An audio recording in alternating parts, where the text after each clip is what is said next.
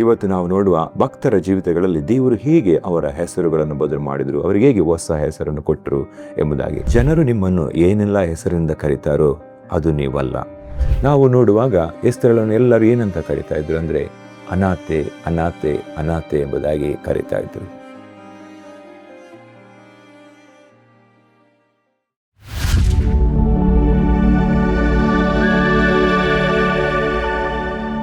Hallelujah, praise the lord. ಪ್ರಿಯರೇ, ಯೇಸು ಕ್ರಿಸ್ತನ ಪರಿಶುದ್ಧ ನಾಮದಲ್ಲಿ ನಿಮ್ಮನ್ನು ವಂದಿಸ್ತೇನೆ. ಗೈಡಿಂಗ್ ಲೈಟ್, ದಾರಿದೀಪ ಎಂಬ ದೇವರ ವಾಕ್ಯ ಸಂದೇಶ ಭಾಗಕ್ಕೆ ನಿಮ್ಮೆಲ್ಲರನ್ನು ಸ್ವಾಗತಿಸ್ತೇನೆ. ಪ್ರಿಯರೇ, ನಾವಿಂದು ದೇವರ ವಾಕ್ಯವನ್ನು ಧ್ಯಾನಿಸಲಿಕ್ಕೆ ಹೋಗುವ. ದೇವರು ನನ್ನ ಹೃದಯದಲ್ಲಿ ಹಾಕಿದ ವಿಷಯ ಇವತ್ತಿನ ಧ್ಯಾನಕ್ಕೋಸ್ಕರ ಹೊಸ ಹೆಸರು ಕೊಡುವ ದೇವರು ಎಂಬುದಾಗಿ. ನಾವು ಪ್ರಾರ್ಥನೆ ಮಾಡಿಕೊಂಡು ದೇವರ ವಾಕ್ಯವನ್ನು ಧ್ಯಾನಿಸಲಿಕ್ಕೆ ಹೋಗುವ. Thank you Lord, thank you Jesus, thank you Holy Spirit. ತಂದೆ, ನಿಮಗೆ ಸ್ತೋತ್ರ. ಮಹಾಪರಿಶುದ್ಧನು, ಅದ್ವಿತೀಯನು, ಮಹೋನ್ನತನು, ಸರ್ವಶಕ್ತನು, ಸರ್ವಶ್ರೇಷ್ಠನು, ದೇವಾದಿದೇವನಾಗಿರುವ ಭೂಪರಲೋಕಗಳ ಒಡೆಯನೇ, ಯೇಸು ಕ್ರಿಸ್ತನ ನಾಮದಲ್ಲಿ ನಿಮ್ಮ ಪಾಸಂದಾನದಲ್ಲಿ ಸೇರಿ ಬಂದಿದ್ದೇವಪ್ಪ. ತಂದೆ, ಈ ಒಳ್ಳೆಯ ಸಮಯಕ್ಕಾಗಿ ಸ್ತೋತ್ರಪ್ಪ. ನಿಮ್ಮ ಜೀವವುಳ್ಳ ವಾಕ್ಯವನ್ನು ಧ್ಯಾನಿಸಲಿಕ್ಕೆ ಕೊಟ್ಟ ಒಳ್ಳೆಯ ಅವಕಾಶಕ್ಕಾಗಿ ಸ್ತೋತ್ರಪ್ಪ. ತಂದೆ, ಈ ಸಮಯದಲ್ಲಿ ನೀವು ನಮ್ಮೊಂದಿಗೆ ಮಾತನಾಡಿ, ವಾಕ್ಯ ಸಂದೇಶ ಭಾಗವನ್ನು ಕೇಳೋ ಪ್ರತಿಯೊಬ್ಬರೊಂದಿಗೆ ಮಾತನಾಡಿ ರಾಜ. ಅವರ ಹೃದಯವನ್ನು ಸ್ಪರ್ಶಿಸಿ ಮಹತ್ತಾದ ಕಾರ್ಯ ಮಾಡಿ, ಅದ್ಭುತ ಮಾಡಿ, ಅತಿಶಯ ಮಾಡಿ ನಿಮ್ಮ ನಾಮ ಮೇಲೆತ್ತಲ್ಪಡಲಿ ಸ್ವಾಮಿ. ಅಪ್ಪ, ಸ್ವಸ್ಥತೆ, ಬಿಡುಗಡೆಗಳು ಯೇಸು ಕ್ರಿಸ್ತನ ನಾಮದಲ್ಲಿ ಉಂಟಾಗಲಿ. Thank you lord. ನೀವು ಹಾಗೆ ಮಾಡೋದಕ್ಕಾಗಿ ಸ್ತೋತ್ರ. ಯೇಸು ಕ್ರಿಸ್ತನ ನಾಮದಲ್ಲಿ ಬೇಡಿದ್ದೇವೆ ತಂದೆ, ಆಮೆನ್. ಪ್ರಿಯರೇ, ನಾನು ಆಗಲೇ ಹೇಳಿದಾಗೆ ಇವತ್ತಿನ ಸಂದೇಶದ ವಿಷಯ ಹೊಸ ಹೆಸರು ಕೊಡುವ ದೇವರು ಎಂಬುದಾಗಿ. ನಮ್ಮ ಜೀವಿತದಲ್ಲಿ ನಮಗೆ ಅನೇಕ ಹೆಸರುಗಳಿರ್ತವೆ. ನಮ್ಮ ತಂದೆ ತಾಯಿ ಒಂದು ಹೆಸರನ್ನು ಕರೀತಾರೆ, ಅಕ್ಕಪಕ್ಕದವರು ಒಂದು ಹೆಸರನ್ನು ಕರೀತಾರೆ, ನಾವು ಶಾಲೆಗೆ ಹೋದಾಗ ಸ್ನೇಹಿತರು ಒಂದು ಹೆಸರನ್ನು ಕರೀತಾರೆ, ಅಲ್ಲಿಯ ಟೀಚರ್ಸ್ಗಳು ಒಂದು ಹೆಸರನ್ನು ಕರೀತಾರೆ, ನಂತರ ನಾವು ಕೆಲಸಕ್ಕೆ ಉದ್ಯೋಗಕ್ಕೆ ಹೋಗುವಾಗ ಅಲ್ಲಿ ಒಂದು ಹೆಸರನ್ನು ಕರೀತಾರೆ. ಅದು ಬೇರೆ ಬೇರೆ ರೀತಿಯಾಗಿರುತ್ತದೆ. ಕೆಲವೊಮ್ಮೆ ನಮ್ಮನ್ನು ಮುದ್ದಿನಿಂದ ಕರಿಬೋದು, ಅಥವಾ ನಮಗೆ ಒಂದು ಹೆಸರನ್ನಿಟ್ಟು ಕರಿಬೋದು. ಕೆಲವೊಮ್ಮೆ ನಮ್ಮ ಸ್ವಭಾವಕ್ಕೋಸ್ಕರ ನಾವು ಹೇಗೆ ಇದ್ದೇವೆ, ನಾವು ಏನು ಮಾಡಲು ಶಕ್ತರು, ಏನು ಮಾಡಲಿಕ್ಕೆ ಆಗುವುದಿಲ್ಲ, ಆ ಎಲ್ಲ ನಮ್ಮ ಗುಣಗಳ ಮೇಲೆ, ಕ್ಯಾರೆಕ್ಟರ್ನ ಮೇಲೆ, ನಮ್ಮ ಎಬಿಲಿಟಿಯ ಮೇಲೆ ಜನರು ಬೇರೆ ಬೇರೆ ಹೆಸರುಗಳನ್ನು ಇಟ್ಟು ನಮ್ಮನ್ನು ಕರೀತಾರೆ. ಆದರೆ ಇವತ್ತು ನಾನು ಧ್ಯಾನ ಮಾಡಲಿಕ್ಕೆ ಹೋಗುವಂಥದ್ದು, ದೇವರು ನಮಗೆ ಹೊಸ ಹೆಸರನ್ನು ಕೊಡ್ತಾರೆ. ಆ ಹೊಸ ಹೆಸರು ಏನಂತ ಹೇಳಿದರೆ, ದೇವರು ಅನಾದಿ ಕಾಲದಲ್ಲಿ ಪರಲೋಕದಲ್ಲಿ ಜಗದುತ್ಪತ್ತಿಗೆ ಮುಂಚೆ ನಮ್ಮನ್ನು ಸೃಷ್ಟಿ ಮಾಡುವಾಗ ದೇವರು ಯಾವ ಉದ್ದೇಶವನ್ನು ಇಟ್ಟಿದ್ದಾರೋ, ನಮ್ಮ ಒಳಗೆ ಯಾವ ಆಲೋಚನೆಯನ್ನು ಇಟ್ಟಿದ್ದಾರೋ ಆ ಆಲೋಚನೆಯಂತೆ ದೇವರು ನೇಮಿಸಿದ ಆ ಹೊಸ ಹೆಸರನ್ನು ನಮಗೆ ದೇವರು ದಯಪಾಲಿಸ್ತಾರೆ. ಇವತ್ತಿನ ಸಂದೇಶ ಭಾಗದಲ್ಲಿ ನಾವು ಅದನ್ನೇ ಧ್ಯಾನ ಮಾಡಲಿಕ್ಕೆ ಹೋಗುವಂಥದ್ದು. ಅಂದರೆ ಪರಲೋಕ, ಅಂದರೆ ದೇವರು ನಿಮ್ಮನ್ನು ಏನಂತ ಕರೀತಾರೋ ಅದೇ ನಿಮ್ಮ ಹೆಸರು. ದೇವರು ನೀವು ಯಾರಂತ ಹೇಳ್ತಾರೋ ಅದೇ ನಿಮ್ಮ ಹೆಸರು. ಸೊ ಇವತ್ತು ನಾವು ನೋಡುವ ಭಕ್ತರ ಜೀವಿತಗಳಲ್ಲಿ ದೇವರು ಹೇಗೆ ಅವರ ಹೆಸರುಗಳನ್ನು ಬದಲು ಮಾಡಿದರು, ಅವರಿಗೆ ಹೇಗೆ ಹೊಸ ಹೆಸರನ್ನು ಕೊಟ್ಟರು ಎಂಬುದಾಗಿ. ಅಬ್ರಾಮನ ಬಗ್ಗೆ ನಾವು ನೋಡುವಾಗ, ಅಬ್ರಾಮನು ಮೊದಲು ಮೆಸೊಪೊತಾಮಿಯಾ ಎಂಬ ಪಟ್ಟಣದಲ್ಲಿ ಅವನು ಜೀವಿಸ್ತಾ ಇದ್ದ. ಅವನಿಗೆ 75 ವರ್ಷ ಪ್ರಾಯ ಆಗುವಾಗ ದೇವರು ಅವರನ್ನು ಸಂಧಿಸ್ತಾರೆ. ಅದಕ್ಕಿಂತ ಮೊದಲು ಅಬ್ರಾಮನು ಏನಾಗಿದ್ದ ಅಂತ ಹೇಳಿದರೆ, ಅವನಿಗೆ ದೇವರ ಪರಿಚಯ ಇರಲಿಲ್ಲ, ಅವನಿಗೆ ದೇವರ ಸಾನ್ನಿಧ್ಯದ, ದೇವರ ಗುರುತು ಇರಲಿಲ್ಲ. ಅವನೊಬ್ಬ ವಿಗ್ರಹಾರಾಧಕನಾಗಿದ್ದ. ಅವನ ತಂದೆಯ ಮನೆಯಲ್ಲಿ ವಾಸ ಮಾಡ್ತಾ ಇದ್ದ. ದೇವರ ಯಾವ ಪರಿಚಯ ಅವನಿಗೆ ಇರಲಿಲ್ಲ. 75 ವರ್ಷ ಪ್ರಾಯದಲ್ಲಿ ದೇವರು ಅವನನ್ನು ಸಂಧಿಸ್ತಾರೆ. ಅಬ್ರಾಮನಿಗೆ ಹೇಳ್ತಾರೆ, ನೀನು ನಿನ್ನ ದೇಶ, ನಿನ್ನ ಜನರು, ನಿನ್ನ ಬಂಧು ಬಳಗವನ್ನು ಬಿಟ್ಟು ನಾನು ತೋರಿಸುವ ದೇಶಕ್ಕೆ ನೀನು ಬಾ ಅಂತ ಹೇಳುವಾಗ ಕಾನಾನ್ ದೇಶಕ್ಕೆ ದೇವರು ಅಬ್ರಾಮನನ್ನು ಕರೀತಾರೆ. ಸೊ ಆವಾಗ ಆ ಅಬ್ರಾಮನು ಅಲ್ಲಿಂದ ಹೊರಟು ಕಾನಾನ್ ದೇಶಕ್ಕೆ ಬರ್ತಾನೆ. ಕಾನಾನ್ ದೇಶಕ್ಕೆ ಬರುವಾಗ ಅವನ ಪರಿಸ್ಥಿತಿ ಹೇಗೆ ಅಂತ ಹೇಳಿದ್ವ, ಅವನಿಗೆ ಮಕ್ಕಳಿರಲಿಲ್ಲ, ಅವನ ಹೆಂಡತಿ ಬಂಜೆಯಾಗಿದ್ಲು. ಸೊ ಅವರಿಗೆ ಸಂತಾನವಿರಲಿಲ್ಲ. ದೇವರು ಹೇಳ್ತಾರೆ, ನಾನು ತೀರಿಸುವ ದೇಶಕ್ಕೆ ಅಂದು ಬಂದರೆ ನಾನು ನಿನ್ನನ್ನು ಆಶೀರ್ವದಿಸ್ತೇನೆ, ನಿನ್ನನ್ನು ಅನೇಕ ಜನಾಂಗಗಳಿಗೆ ಮೂಲ ಪಿತೃವನ್ನಾಗಿ ಮಾಡ್ತೇನೆ ಎಂಬುದಾಗಿ ದೇವರು ಹೇಳ್ತಾರೆ. ನಾನು ಆದಿಕಾಂಡ 11ನೇ ಅಧ್ಯಾಯದ 30 ಮತ್ತು 31ನೇ ವಚನ ಓದ್ತೇನೆ. ಅಲ್ಲಿ ಹೀಗೆ ಬರೆಯಲ್ಪಟ್ಟಿದೆ, ಸಾರಯಳು ಬಂಜೆ ಆಗಿದ್ದರಿಂದ ಆಕೆಗೆ ಮಕ್ಕಳಿರಲಿಲ್ಲ. ತೆರಾ ತನ್ನ ಮಗನಾದ ಅಬ್ರಾಮನನ್ನು ತನಗೆ ಮೊಮ್ಮಗನು, ಹಾರಾನನಿಗೂ ಮಗನು ಆಗಿರುವ ಲೋಟನನ್ನು ತನಗೆ ಸೊಸೆಯು, ಅಬ್ರಾಮನಿಗೆ ಹೆಂಡತಿಯೂ ಆಗಿರುವ ಸಾರಯಳನ್ನು ಕರೆದುಕೊಂಡು ಕಾನಾನ್ ದೇಶಕ್ಕೆ ಹೋಗಬೇಕೆಂದು ಕಲ್ದಿಯರ ಊರ್ ಎಂಬ ಪಟ್ಟಣವನ್ನು ಬಿಟ್ಟನು ಎಂಬುದಾಗಿ. ಇಲ್ಲಿ ನಾವು ನೋಡ್ತೇವೆ ಅಬ್ರಾಮನು ಮತ್ತು ಅವನ ಹೆಂಡತಿಯ ಬಗ್ಗೆ. ಅಬ್ರಾಮನ ಹೆಂಡತಿ ಸಾರಯಳು, ಅವಳಿಗೆ ಮಕ್ಕಳಿರಲಿಲ್ಲ, ಅವಳು ಬಂಜೆ ಆಗಿದ್ಲು. ಅಬ್ರಾಮನು ಕೂಡ ಸಂತಾನವಿರಲಿಲ್ಲ. ಅವನು ಕಾನಾನ್ ದೇಶಕ್ಕೆ ನೀನು ಹೋಗು ಅಂತ ಹೇಳುವಾಗ ಅವನು ತನ್ನ ದೇಶವನ್ನು ಬಿಟ್ಟು ಹೊರಡ್ತಾನೆ. ಸೊ ದೇವರು ಅವನಿಗೆ ವಾಗ್ದಾನ ಮಾಡ್ತಾರೆ ಅಂದರೆ, ನಿನ್ನನ್ನು ಅನೇಕ ಜನಾಂಗಗಳಿಗೆ ಮೂಲ ಪಿತೃವನ್ನಾಗಿ ಮಾಡ್ತೇನೆ ಎಂಬುದಾಗಿ. ಸೊ ಈಗ ಅಬ್ರಾಮನ ಪರಿಸ್ಥಿತಿಯಲ್ಲಿ ಅವನಿಗೆ 75 ವರ್ಷ ಪ್ರಾಯ ಆಲ್ರೆಡಿ ಆಗಿದೆ. ಅವನ ಹೆಂಡತಿಗೆ 65 ವರ್ಷ, ಅವರಿಗೆ ಸಂತಾನವಿಲ್ಲ. ಜನರು ಅವರನ್ನು ಸಂತಾನವಿಲ್ಲದವರು ಎಂಬುದಾಗಿ ಕರೀತಾ ಇದ್ರು. ಸಂತಾನ ಇಲ್ಲದ, ಸಂತತಿ ಇಲ್ಲದವರು ಎಂಬುದಾಗಿ ಕರೀತಿದ್ರು. ದೇವರ ಪರಿಚಯ ಇಲ್ಲದವನಾಗಿದ್ನು, ಅವನೊಬ್ಬ ವಿಗ್ರಹಾರಾಧಕನಾಗಿದ್ನು. ಸೊ ಈಗ ಅಲ್ಲಿಂದ ನಾವು ನೋಡ್ತೇವೆ, ಅಬ್ರಾಮ ಕಾನಾನ್ ದೇಶಕ್ಕೆ ಬರ್ತಾನೆ. ಕಾನಾನ್ ದೇಶಕ್ಕೆ ಬರುವಾಗ ದೇವರು ಅವನಿಗೆ ವಾಗ್ದಾನ ಮಾಡ್ತಾರೆ. ಆದಿಕಾಂಡ 12ನೇ ಅಧ್ಯಾಯದ 2ನೇ ವಚನ, ನಾನು ನಿನ್ನನ್ನು ದೊಡ್ಡ ಜನಾಂಗ ಆಗುವಂತೆ ಮಾಡಿ ಆಶೀರ್ವದಿಸಿ ನಿನ್ನ ಹೆಸರನ್ನು ಪ್ರಖ್ಯಾತಿಗೆ ತರುವೆನು ಎಂಬುದಾಗಿ ದೇವರು ಹೇಳ್ತಾರೆ. ನಾನು ನಿನ್ನನ್ನು ದೊಡ್ಡ ಜನಾಂಗವಾಗಿ ಮಾಡ್ತೇನೆ, ನಿನ್ನ ಹೆಸರನ್ನು ಪ್ರಖ್ಯಾತಿಗೆ ತರ್ತೇನೆ ಎಂಬುದಾಗಿ. ನಾವು ಆನಂತರ ಅಬ್ರಾಮನು ಕಾನಾನ್ ದೇಶದಲ್ಲಿ ಜೀವಿಸ್ತಾ ಇರ್ತಾನೆ, ಡೇರೆಗಳಲ್ಲಿ ವಾಸ ಮಾಡ್ತಾ ಇರ್ತಾನೆ. ಅವನಿಗೆ ಕುರಿ, ದನ, ಐಶ್ವರ್ಯಗಳು, ಆಳು ಕಾಳುಗಳು ಹೆಚ್ಚಾಗ್ತಾರೆ. ಆದರೆ ಅವನಿಗೆ ಸಂತತಿ ಆಗುವುದಿಲ್ಲ. ಸಂತತಿ ಆಗಲಿಕ್ಕೆ ಅವನು ವೆಯ್ಟ್ ಮಾಡಬೇಕಾಗ್ತದೆ, ಅವನು ಕಾಯ್ದುಕೊಳ್ಬೇಕಾಗ್ತದೆ. ದೇವರ ವಾಗ್ದಾನವನ್ನು ಹೊಂದಿಕೊಳ್ಳಿಕ್ಕೋಸ್ಕರ ಅವನು ವೆಯ್ಟ್ ಮಾಡಬೇಕಾಗ್ತದೆ. ಆ ವೆಯ್ಟ್ ಮಾಡುವ ಸ್ಥಿತಿಯಲ್ಲಿ ಅವನು ಹಾದು ಹೋಗ್ತಾ ಇರುವಾಗ ದೇವರು ಅವನನ್ನು ಸಂಧಿಸಿ ಅವನ ಹೆಸರನ್ನು ಬದಲು ಮಾಡ್ತಾರೆ. ನಾವು ಆದಿಕಾಂಡ 17ನೇ ಅಧ್ಯಾಯದ 5ನೇ ವಚನವನ್ನು ಓದುವ. ಇನ್ನು ಮುಂದೆ ನಿನಗೆ ಅಬ್ರಾಮ ಎಂದ ಹೆಸರಿರುವುದಿಲ್ಲ, ನಿನ್ನನ್ನು ಅನೇಕ ಜನಾಂಗಗಳಿಗೆ ಮೂಲಪಿತೃವಾಗಿ ನೇಮಿಸಿರುವುದರಿಂದ ನಿನಗೆ ಅಬ್ರಹಾಮನೆಂದು ಹೆಸರಿರುವುದು, ನಿನಗೆ ಅತ್ಯಧಿಕವಾದ ಸಂತಾನವನ್ನು ಕೊಡುವೆನು ಎಂಬುದಾಗಿ. ಹಲ್ಲೆಲೂಯ. ಇಲ್ಲಿ ನಾವು ನೋಡ್ತೇವೆ, ದೇವರು ಅಬ್ರಾಮ್ ಎಂಬ ಅವನ ಹೆಸರನ್ನು ಬದಲಾಯಿಸಿ ಅಬ್ರಹಾಮ ಎಂಬುದಾಗಿ ಹೆಸರನ್ನು ಕೊಡ್ತಾರೆ.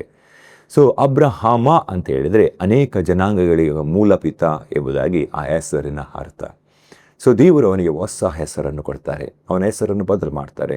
ಹಾಗೆ ಅವನ ಹೆಂಡತಿಯ ಹೆಸರು ಸಾರಾಯಳು ಎಂಬುದರಿಂದ ಸಾರಾ ಎಂಬುದಾಗಿ ಬದಲು ಮಾಡ್ತಾರೆ. ಸಾರಾ ಅಂತ ಹೇಳಿದರೆ ರಾಜಸ್ತ್ರೀ, ರಾಣಿ ಎಂಬುದಾಗಿ. ಯಾಕೆಂದರೆ ದೇವರ ವಾಗ್ದಾನ ಸಾರಳಿಗೆ ಹೇಳ್ತಾರೆ, ನಿನ್ನ ಮೂಲಕ ರಾಜರುಗಳು ಹುಟ್ಟುತ್ತಾರೆ ಎಂಬುದಾಗಿ. ಸೊ ಹಾಗಾದ್ರಿಂದ ನೀನು ರಾಜಮಾತೆ, ನೀನು ರಾಣಿ, ನೀನು ರಾಜಸ್ತ್ರೀ, ಸಾರಾ ಎಂಬುದಾಗಿ ದೇವರು ಹೆಸರು ಬದಲು ಮಾಡ್ತಾರೆ. ಹಲ್ಲೆಲೂಯ. ಈ ದೇವರು, ನಮ್ಮ ದೇವರು, ಆತನ ಅದ್ಭುತಗಳನ್ನು ಮಾಡುವ ದೇವರು, ಮಹತ್ತುಗಳನ್ನು ಮಾಡುವ ದೇವರು. ಆತನು ಹೊಸ ಹೆಸರು ಕೊಡುವ ಆತನಾಗಿದ್ದಾನೆ. ನಾವು ನೋಡ್ತೇವೆ, 100 ವರ್ಷ ಪ್ರಾಯ ಆಗುವಾಗ ಅಬ್ರಾಮನಿಗೆ ದೇವರು ವಾಗ್ದಾನ ಮಾಡಿದಂತೆ ವಾಗ್ದಾನದ ಮಗ ಈಸಾಕನು ಹುಟ್ಟುತ್ತಾನೆ. ಅಟ್ 100 years ಅವನ ದೇಹದಲ್ಲಿ ಎಲ್ಲವೂ ಬಲವು ಕುಂದಿದಾಗ ದೇವರು ಆ ಸಂದರ್ಭದಲ್ಲಿ ಅದ್ಭುತವನ್ನು ಮಾಡ್ತಾರೆ. ಅವನ ದೇಹ ಮೃತಪ್ರಾಯರಾದಾಗ ದೇವರು ಅದ್ಭುತವನ್ನು ಮಾಡ್ತಾರೆ. ಹದ್ದಿಗೆ ಬರುವಂತೆ ತಿರುಗಿ ಯೌವನವನ್ನು ಬರಮಾಡಿ ಅವನ ಜೀವಿತದಲ್ಲಿ ವಾಗ್ದಾನದ ಮಗನನ್ನು ದಯಪಾಲಿಸ್ತಾರೆ. ನಂತರ ನಾವು ನೋಡ್ತೇವೆ, ಸಾರಳು ಕೂಡ ಮುಪ್ಪಿನಲ್ಲಿ ಮಗುವಿಗೆ ಮೊಲೆಯನ್ನು ಉಡಿಸ್ತಾಳೆ, ಅವಳು ಕೂಡ ತಾಯಿ ಆಗ್ತಾಳೆ. ಸೊ ಇಲ್ಲಿ ನಾವು ಏನು ನೋಡ್ತೇವೆ ಅಂತ ಹೇಳಿದರೆ, ಅಬ್ರಾಮನ ಜೀವಿತ ಆದ ನಂತರ ನಾವು ನೋಡುವಾಗ ದೇವರೊಂದಿಗೆ ಅನ್ಯೋನ್ಯವಾಗಿ ನಡೀತಾನೆ, ಪ್ರೀತಿಯಲ್ಲಿ ನಡೀತಾನೆ. ದೇವರು ಅವನನ್ನು ತನ್ನ ಸ್ನೇಹಿತನು ಎಂಬುದಾಗಿ ಕರೀತಾರೆ. ಅವನ ಅನೇಕ ಜನಾಂಗಗಳಿಗೆ ಮೂಲಪಿತೃವಾಗಿ ಬದಲಾಗ್ತಾನೆ. ಇಡೀ ಇಸ್ರೇಲ್ ಸಂತತಿ ಅಬ್ರಾಮನ ಮೂಲಕ ಹೊರಗೆ ಬರ್ತದೆ. ದೇವರು ಹೇಳ್ತಾರೆ, ನಾನು ನಿನ್ನ ಸಂತತಿಯನ್ನು ಆಕಾಶದ ನಕ್ಷತ್ರಗಳಾಗಿಯೂ ಸಮುದ್ರದ ಹುಸುಬಿನಾಗಿಯೂ ನಾನು ಮಾಡ್ತೇನೆ, ನಿನಗೆ ಎಣಿಸಲಾರದಕ್ಕಾಗಿ ಮಾಡ್ತೇನೆ ಎಂಬುದೇ ದೇವರು. ಆತನು ನಂಬಿಗಸ್ತನು, ಅದೇ ರೀತಿಯಲ್ಲಿ ಆತನು ಮಾಡಿದ್ದಾನೆ. ಇಂದು ಇಸ್ರೇಲ್ ಸಂತತಿ ಅದು ಅಬ್ರಾಮನ ಸಂತತಿ ಅಂತ ಎಣಿಸಲ್ಪಡ್ತದೆ. ಇಂದಿನವರೆಗೆ ಇಸ್ರೇಲ್ನಿರುವ ಸಂತತಿ ಅದು ಅಬ್ರಾಮನ ಸಂತತಿ, ಅದು ಸಮುದ್ರದ ಉಸುಬಿನಾಗಿ ಆಗ್ತಾ ಇದೆ. ಅದೇ ರೀತಿಯಲ್ಲಿ ಯೇಸು ಕ್ರಿಸ್ತನ ಮೂಲಕ ಜನರು ಅಬ್ರಾಮನ ಸಂತತಿಗೆ ಸೇರ್ಪಡ್ತಾ ಇದ್ದಾರೆ. ಇಂದಿನವರೆಗೂ ಕೂಡ ಆಕಾಶದ ನಕ್ಷತ್ರಗಳ ಹಾಗೆ ಈಡಿಸಲಾರದಷ್ಟು ಜನ. ಹಲ್ಲೆಲೂಯ. ವಾಗ್ದಾನ ಮಾಡಿದ ದೇವರು ನಂಬಿಗಸ್ತನು. ದೇವರು ಅಬ್ರಾಮನಿಗೆ ಹೊಸ ಹೆಸರು ಕೊಟ್ಟರು. ಅದರ ಮೊದಲು ಅಬ್ರಾಮನ ಹೆಸರು ಅವನೊಬ್ಬ ವಿಗ್ರಹಾರಾಧಕ, ದೇವರನ್ನು ತಿಳಿಯದವ, ಅನ್ಯ ಎಂಬ ಹೆಸರಿತ್ತು.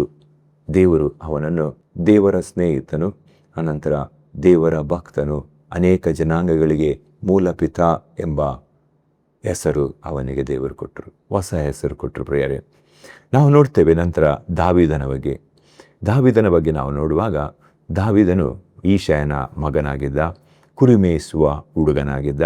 ಸೊ ಅವನ ಹೆಸರು ಕುರುಬ, ಅವನು ಕುರಿಮೇಯಿಸುವ ಹುಡುಗನಾಗಿದ್ದ. ಅವನನ್ನು ದೇವರು ರಾಜನನ್ನಾಗಿ ಬದಲು ಮಾಡ್ತಾರೆ, ಅವನನ್ನು ರಾಜ ಎಂಬುದಾಗಿ ಕರೀತಾರೆ. ನಾವು 1 ಸಮುವೇಲ 16ನೇ ಅಧ್ಯಾಯಕ್ಕೆ ಸತ್ಯವೇದನ್ನು ತಿರುಗಿಸುವ. 1 ಸಮುವೇಲ 16ನೇ ಅಧ್ಯಾಯದಲ್ಲಿ 11ನೇ ವಚನ ಓದ್ತೇನೆ. ಅಲ್ಲಿ ಸಮುವೇಲನು ಈಶಾಯನನ್ನು ಕೇಳ್ತಾನೆ, ಅನಂತರ ಸಮುವೇಲನು ಇಷಯನನ್ನು, ನಿನ್ನ ಮಕ್ಕಳೆಲ್ಲ ಇಷ್ಟೇ ಮಂದಿಯೋ ಎಂದು ಕೇಳಲು ಅವರು, ಇವರೆಲ್ಲರಿಗಿಂತಲೂ ಚಿಕ್ಕವನು ಒಬ್ಬನಿರುತ್ತಾನೆ, ಅವನು ಕುರಿ ಮೇಯಿಸುವುದಕ್ಕೆ ಹೋಗಿದ್ದಾನೆ ಎಂದು ಉತ್ತರ ಕೊಟ್ಟನು. ಸೊ ಇಲ್ಲಿ ನಾವು ನೋಡ್ತೇವೆ, ತಂದೆ ಏನು ಹೇಳ್ತಾನೆ ಅಂದರೆ, ಇವರು ಎಲ್ಲರಿಗಿಂತ ಒಬ್ಬ ಚಿಕ್ಕವನಿದ್ದಾನೆ, ಅವನು ಕುರಿ ಮೇಯಿಸಲಿಕ್ಕೆ ಹೋಗಿದ್ದಾನೆ ಎಂಬುದಾಗಿ. ಸೊ ಬೇಸಿಕಲಿ ದಾವೀದನ ಟೈಟಲ್ ಏನಾಗಿತ್ತು ಅಂದರೆ ಕುರಿ ಮೇಯಿಸುವವ, ಕುರುಬ ಎಂಬುದಾಗಿ. ಆದರೆ ದೇವರು ದಾವೀದನನ್ನೇನಂತ ಕರೀತಾರೆ ಅಂದರೆ ರಾಜನು ಎಂಬುದಾಗಿ ಕರೀತಾರೆ. ಅಲ್ಲಿ ನಾವು ನೋಡ್ತೇವೆ, ಆಗ ಸಮುವೇಲ ಏನು ಹೇಳ್ತಾನೆ ಅಂತ ಹೇಳಿದರೆ, ಆಗ ಸಮುವೇಲನು ಅವನನ್ನು ಕರೆ ಕಳಿಸು, ಅವನು ಬರುವವರೆಗೂ ನಾವು ಊಟಕ್ಕೆ ಕೂತುಕೊಳ್ಳಬಾರದು ಎಂದು ಹೇಳಲು ಈಶೆಯನು ಅವನನ್ನು ಕರೆಯಿಸಿದನು. ಅವನು ಕೆಂಬಣ್ಣದವನು, ಸುಂದರ ನೇತ್ರನು, ನೋಟಕ್ಕೆ ರಮಣೀಯನೂ ಆಗಿದ್ದನು.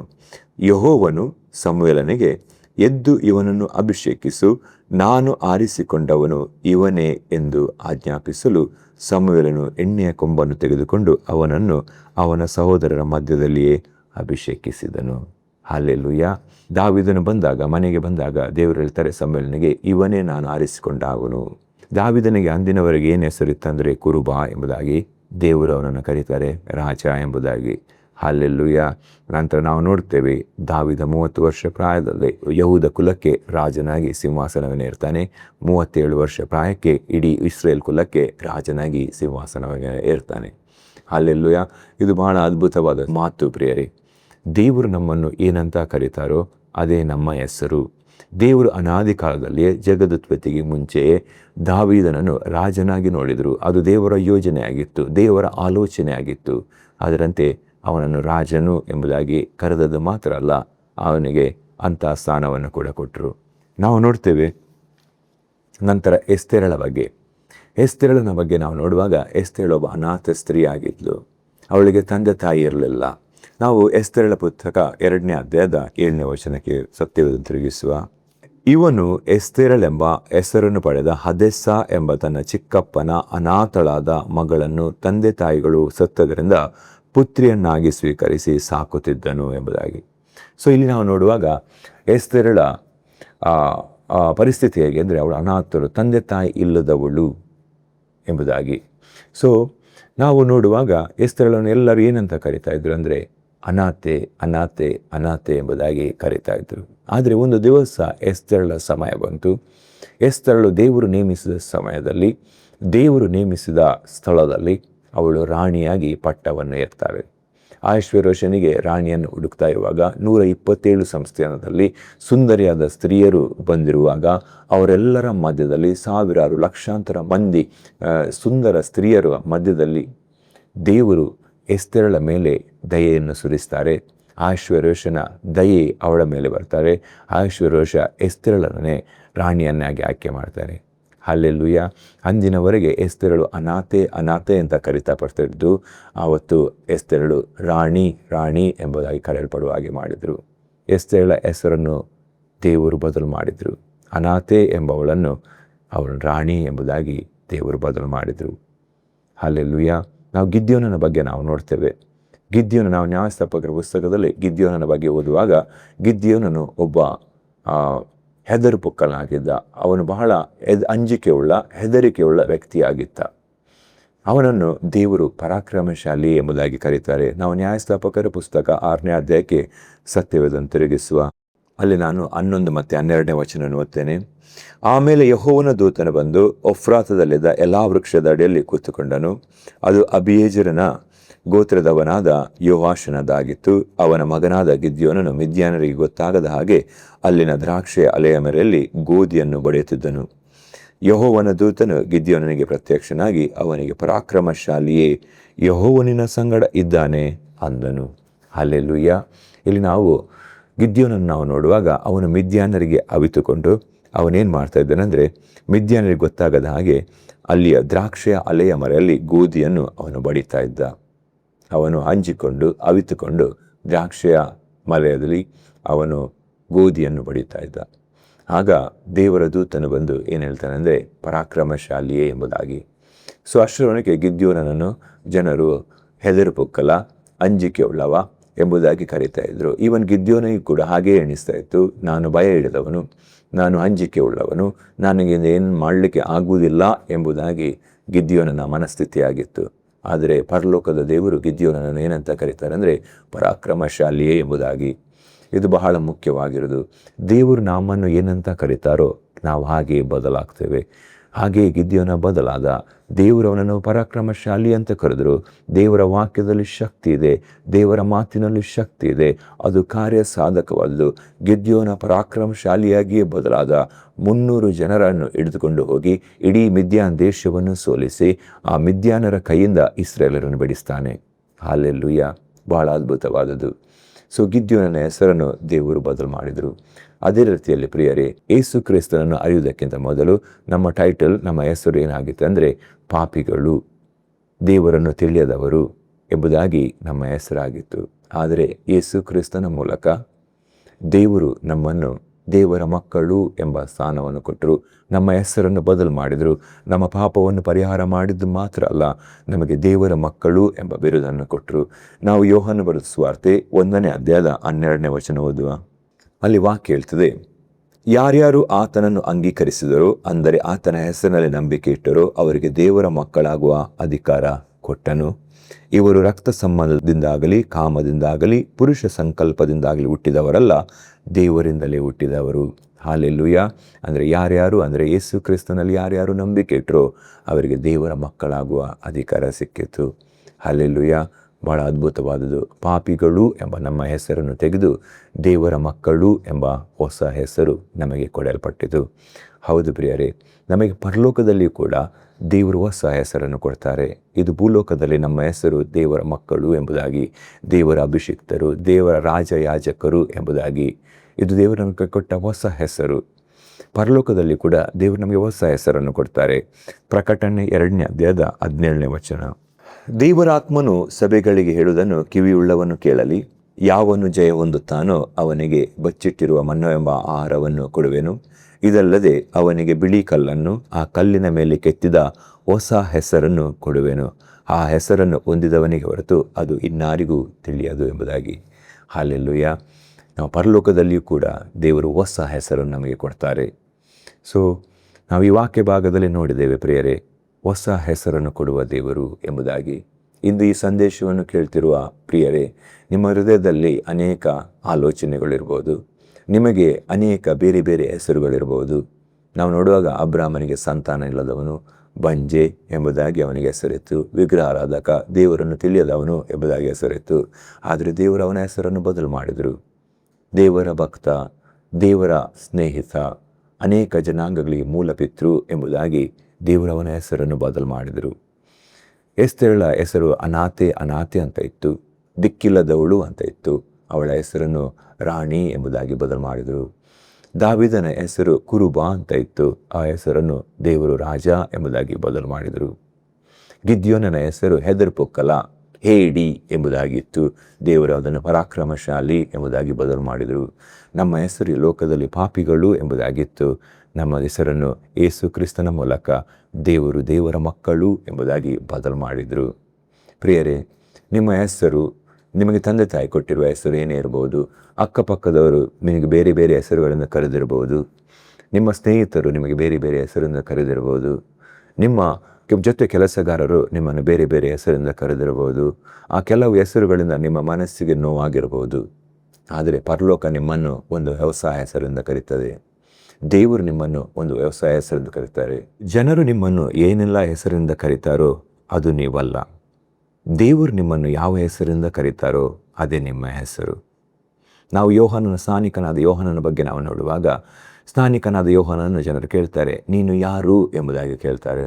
ಆಗ ಸ್ನಾನಿಕನಾದ ಯೋಹಾನನು ಹೇಳ್ತಾನೆ, ನಾನು ಕರ್ತನ ದಾರಿಯನ್ನು ಸಿದ್ಧ ಮಾಡುವಾತನು ಎಂಬ ಶಬ್ದ ಬದೆ, ಅಡವಿಯಲ್ಲಿ ಒಂದು ಶಬ್ದ ಬದೆ, ಆ ಶಬ್ದವೇ ನಾನು ಅಂತ ಹೇಳ್ತಾನೆ. ಅಂದರೆ ಯೋಹಾನನೇನು ಹೇಳ್ತಾನೆ ಅಂತ ಹೇಳಿದರೆ, ನಾನು ದೇವರು ನನ್ನನ್ನು ಯಾವ ಯೋಜನೆ ಇಟ್ಟು ಕರೆದಿದ್ದಾರೋ, ದೇವರ ಯೋಜನೆ ನನ್ನ ಮೇಲೆ ಏನಿದೆಯೋ ಅದೇ ನಾನು. ನೀವು ಸಹ ಹಾಗೆ ಪ್ರಿಯರೇ, ನಿಮ್ಮ ತಂದೆ ತಾಯಿ ಏನು ಕರೆದಿದ್ದಾರೆ, ನಿಮ್ಮ ಅಕ್ಕಪಕ್ಕದವ್ರು ಏನು ಕರೆದಿದ್ದಾರೆ, ಜೊತೆ ಕೆಲಸದವ್ರು ನಿಮ್ಮನ್ನೇನು ಕರೆದಿದ್ದಾರೆ, ನೀವು ಕೆಲಸಕ್ಕೆ ಬಾರದವ, ನೀನು ಯೂಸ್ಲೆಸ್ ಅಂತ ಬೇರೆ ಬೇರೆ, ನೀನು ಹೇಳಿ, ನೀನು ಎದುರು ಪುಕ್ಕ, ನಿನ್ನಿಂದ ಏನೂ ಆಗುವುದಿಲ್ಲ, ನೀನು ಎಂದು ಸಕ್ಸೀಡ್ ಆಗುವುದಿಲ್ಲ, ನಿನಗೆ ಯಶಸ್ಸು ಸಿಗುವುದೇ ಇಲ್ಲ ಎಂಬುದಾಗಿ ಕರೆದಿರ್ಬೋದು. ಆದರೆ ದೇವರು ನಿಮ್ಮನ್ನು ಏನಂತ ಕರೀತಾರೋ ಅದೇ ನಿಮ್ಮ ಹೆಸರು. ನೀವು ವಿಜಯ ಹೊಂದಿದವರು. ಕ್ರಿಸ್ತ ಯೇಸುವಿನ ಮೂಲಕ ಎಲ್ಲ ವಿಷಯದಲ್ಲಿ ನೀವು ವಿಜಯ ಹೊಂದಿದವರು, ದೇವರ ಭಕ್ತರು, ದೇವರ ಅಭಿಷಿಕ್ತರು, ದೇವರ ಮಕ್ಕಳು. ಈ ವಾಕ್ಯ ಭಾಗದ ಮೂಲಕ ದೇವರು ನಿಮ್ಮನ್ನು ಆಶೀರ್ವದಿಸಲಿ. ನಾವು ಪ್ರಾರ್ಥನೆ ಮಾಡುವ. ಪ್ರೀತಿಯ ಪರಲೋಕದಲ್ಲಿರುವ ತಂದೆಯ ದೇವರೇ, ಯೇಸು ಕ್ರಿಸ್ತನ ನಾಮದಲ್ಲಿ ನಿಮ್ಮ ಪಾಸದಾನಕ್ಕೆ ಬಂದೆಯಪ್ಪ ತಂದೆ. ಒಳ್ಳೆಯ ಸಮಯಕ್ಕಾಗಿ ಸ್ತೋತ್ರ. ನಿಮ್ಮ ಜೀವಗಳ ವಾಕ್ಯ ಧ್ಯಾನಿಸಲಿ ಕೊಟ್ಟ ಒಳ್ಳೆಯ ಅವಕಾಶಕ್ಕಾಗಿ ಸ್ತೋತ್ರ ತಂದೆ. ಸಮಯದಲ್ಲಿ ಪ್ರಾರ್ಥನೆ ಮಾಡ್ತಿದ್ದೇವೆ ಸ್ವಾಮಿ. ವಾಕ್ಯ ಭಾಗವನ್ನು ಕೇಳಿಸಿಕೊಂಡ ಪ್ರತಿಯೊಬ್ಬರ ಮೇಲೆ ಯೇಸುವೆ ನಿಮ್ಮ ಅದ್ಭುತ ಹಸ್ತ ಬರಲಿ, ನಿಮ್ಮ ಪರಿಶುದ್ಧವಾದ ಹಸ್ತ ಬರಲಿ ರಾಜ್ಯ. ಹಲ್ಲೆಲೂಯಾ. ನಿಮ್ಮ ವಾಕ್ಯದಲ್ಲಿರುವ ಶಕ್ತಿ, ಪವಿತ್ರ ಆತ್ಮನ ಅಭಿಷೇಕ ಪ್ರತಿಯೊಬ್ಬರನ್ನು ಪ್ರವೇಶಿಸಲಿ ರಾಜ. ಮಹತ್ತಾದ ಕಾರ್ಯ ಮಾಡಿ ಸ್ವಾಮಿ. ಅವರ ದೇಹದಲ್ಲಿ ಸ್ವಸ್ಥತೆ ಉಂಟಾಗಲಿ, ಬಿಡುಗಡೆ ಉಂಟಾಗಲಿ, ಪ್ರಾಣಾತ್ಮ ಶರೀರದಲ್ಲಿ ಒಂದು ಉಜ್ಜೀವನ ಉಂಟಾಗಲಿ. ಯೇಸು ಕ್ರಿಸ್ತನ ನಾಮದಲ್ಲಿ ಮಹಿಮೆಯುಳ್ಳ ಕಾರ್ಯಗಳು ಅವರ ಜೀವಿತದಲ್ಲಿ ಆಗಲಿ ಸ್ವಾಮಿ. Thank you lord. ನೀವಾಗಿ ಮಾಡಿದಕ್ಕಾಗಿ ಸ್ತೋತ್ರ. ಯೇಸು ಕ್ರಿಸ್ತನ ನಾಮದಲ್ಲಿ ಬೇಡಿ ಹೊಂದಿದ್ದೇನೆ ತಂದೆ, ಆಮೇನ್. ಪ್ರಿಯರೇ, ಈ ವಾಕ್ಯ ಸಂದೇಶ ಭಾಗ ನಿಮ್ಮ ಜೀವಿತಕ್ಕೆ ಆಶೀರ್ವಾದದಾಯಕವಾಗಿದೆ.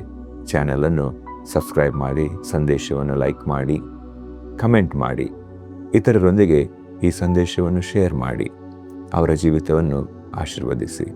ದೇವರು ನಿಮ್ಮನ್ನು ಆಶೀರ್ವದಿಸಲಿ.